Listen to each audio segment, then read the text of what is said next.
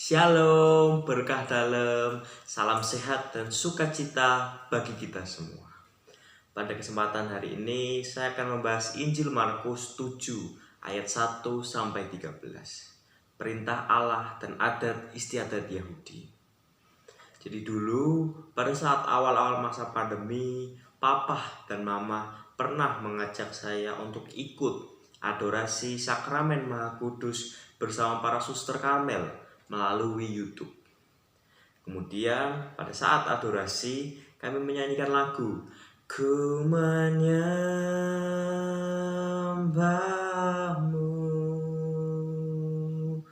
ku sembahmu,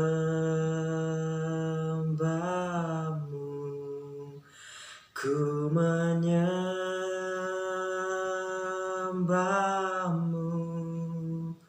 ku sembahmu.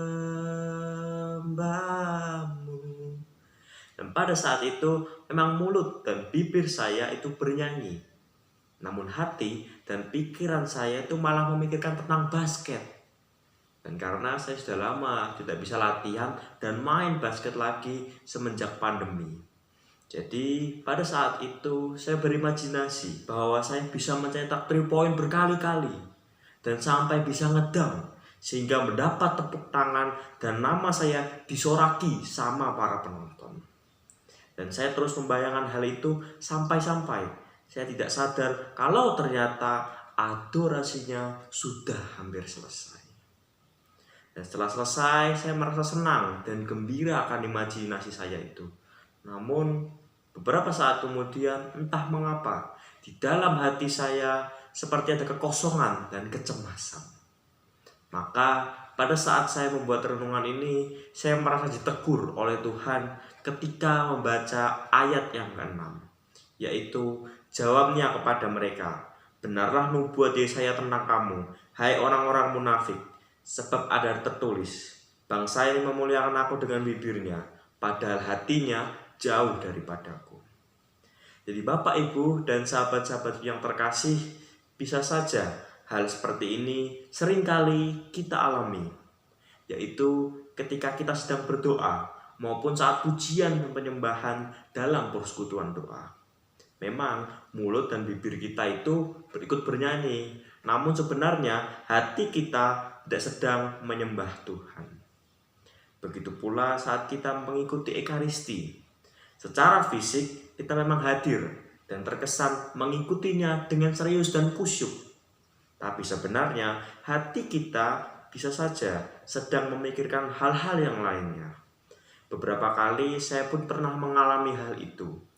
Jadi ketika misa baru berjalan sekitar 30 menit, saya berbisik kepada Papa dan Mama saya. Pak, Ma, ini mau makan apa? Terus mau makan di mana? Lalu Papa dan Mama menjawab, "Shh, ini masih misa."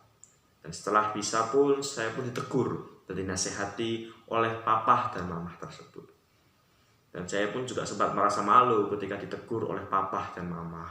Namun bukankah hal itu yang kadang terjadi pada diri kita kan, Bapak, Ibu, dan sahabat-sahabat sekalian?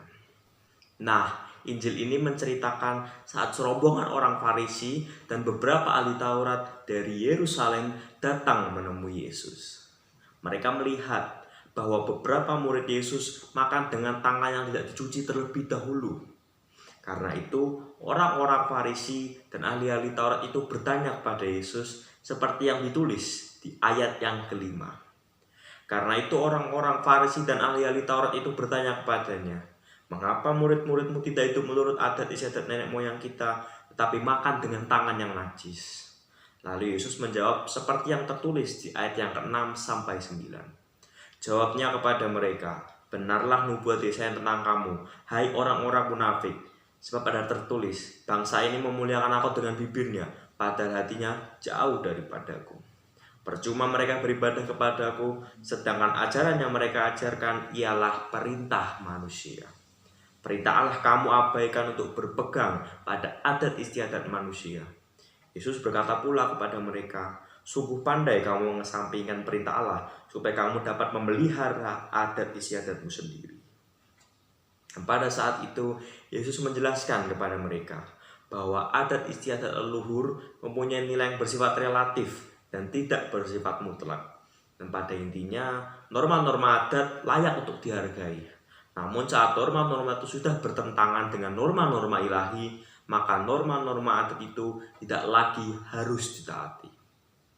Jadi Yesus itu seringkali merasa gregetan karena selama ini orang Farisi dan ahli Taurat ini seringkali berlaku seperti orang munafik, yaitu terkesan sangat taat dengan berbagai hukum Taurat dan tradisi adat istiadat yang ada. Namun hatinya tidak murni sepenuhnya untuk menghormati Allah. Dan seringkali mereka memaksakan aturan tersebut kepada orang lain, bahkan menghakimi jika orang lain tersebut seolah-olah tidak melakukan hukum Taurat. Padahal sebenarnya orang Farisi dan ahli Taurat ini seringkali berpusat pada diri sendiri untuk kepentingan mereka dan untuk kepentingan kelompok mereka sendiri. Disinilah Yesus menegur orang Farisi dan ahli Taurat ini dengan tegas. Dan saya pun pernah punya pengalaman ditegur dan dinasehati oleh kedua orang tua saya. Karena pada saat saya pujian dan penyembahan bersama papa dan mama di rumah, saya beberapa kali pernah merasa bosan, ngantuk, ataupun jenuh. Maka saat itu saya pun tergoda untuk membuka HP, untuk melihat jam, dan saya juga main-mainin kain yang ada di kamar. Bahkan sikap saya seperti orang lagi tiduran dan tidak seperti orang yang sedang berdoa. Dan setelah berdoa, papa pun menasihati saya. Kalau hatimu tidak niat dan sikapmu tidak tepat saat kita berdoa bersama, maka lebih baik tidak usah ikut berdoa dulu daripada ikut tapi hatinya setengah-tengah. Di situ saya agak kesal karena ditegur, dan di dalam hati saya sempat mengeluh, alah papa mama ini kok ribet. Namun sekali lagi saya ditegur oleh Tuhan melalui perikop ini di ayat yang ke-10. Karena Musa telah berkata, hormatilah ayah dan ibumu, dan siapa yang mengutuki ayahnya atau ibunya harus mati.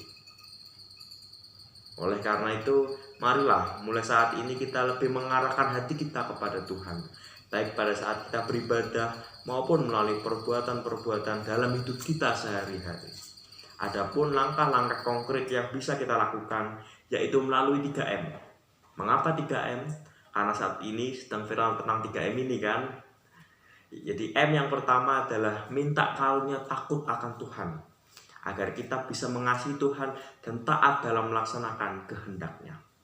Kemudian M yang kedua, membaca sabda Tuhan dan mendoakannya, supaya kita semakin mengenal Tuhan dan semakin mengerti apa yang menjadi kehendaknya. Lalu mendoakannya agar firman Tuhan itu boleh semakin tertanam di dalam hati kita sehingga kita dapat melakukannya dengan tekun. Dan M yang ketiga, mempraktekannya melalui hal-hal kecil dan sederhana sesering mungkin. Seperti misalnya mengasihi Tuhan, mengarahkan hati ke Tuhan saat memuji dan menyembahnya, maupun pada saat Ekaristi dan lain-lain.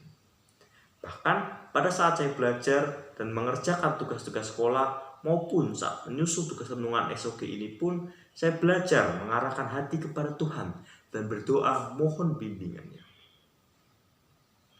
Maka mari kita semangat untuk melakukan 3M ini sehingga secara bertahap dapat bertumbuh dan semakin mengasihi Tuhan yang selalu menyertai dan memberkati kita. Amin. Tuhan Yesus memberkati.